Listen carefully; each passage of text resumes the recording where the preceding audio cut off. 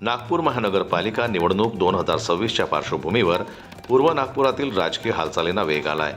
वाठोडा मंडळ पूर्व नागपूर भारतीय जनता पार्टीच्या महिला मंडळ अध्यक्षा कल्पना सार्वे यांनी प्रभाग क्रमांक 26 मधून थेट उमेदवारीची मागणी पक्षाकडे केली आहे।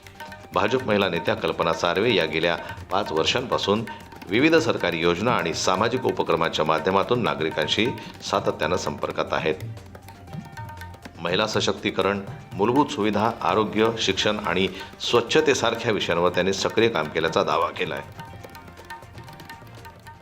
मी प्रभाग 26 वाठोडामधून विचार केलेला आहे आणि निवडणुकीचा विचार करणं म्हणजे ऍक्च्युली मी भाजपाचे पद भूषवलेले आहे।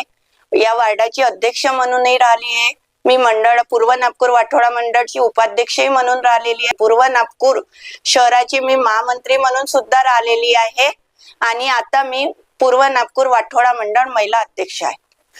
वेगळं यासाठी सर, उमेदवारी म्हणजे भाजपा एक आमचा परिवार आहे आणि म्हणजे मी म्हणजे आपल्या परिवारातून तर एक मागणं मागू शकते। जेव्हा म्हणजे ही निवडणूक होऊन राहिली नगरसेवकांची, तर मला असं वाटलं की मी पण का बरं दावेदारी नाही करू शकत, कारण की जे कामं आहेत ते मी पण करत आहे।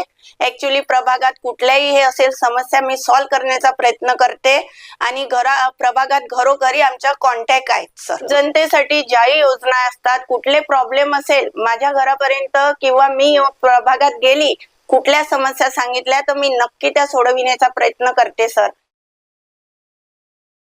पक्षाने मला प्रभाग 26 मधून उमेदवारी दिल्यास प्रभागाचा सर्वांगीण विकास करण्यासाठी पूर्ण ताकदीने काम करेल।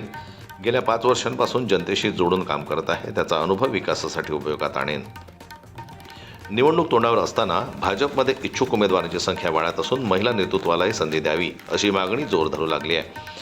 प्रभाग 26 साठी कल्पना सार्वे यांची उमेदवारी कितपत फायदेशीर ठरते याकडे राजकीय वर्तुळाचं लक्ष लागलंय। आता पक्ष नेतृत्व त्यांच्या मागणीवर काय निर्णय घेते हे पाहणं महत्त्वाचं ठरणार आहे। मराठी बातम्यांसाठी जन्मत लाईव्हला लाईक करा, सबस्क्राईब करा आणि बेल आयकॉनला दाबायला विसरू नका।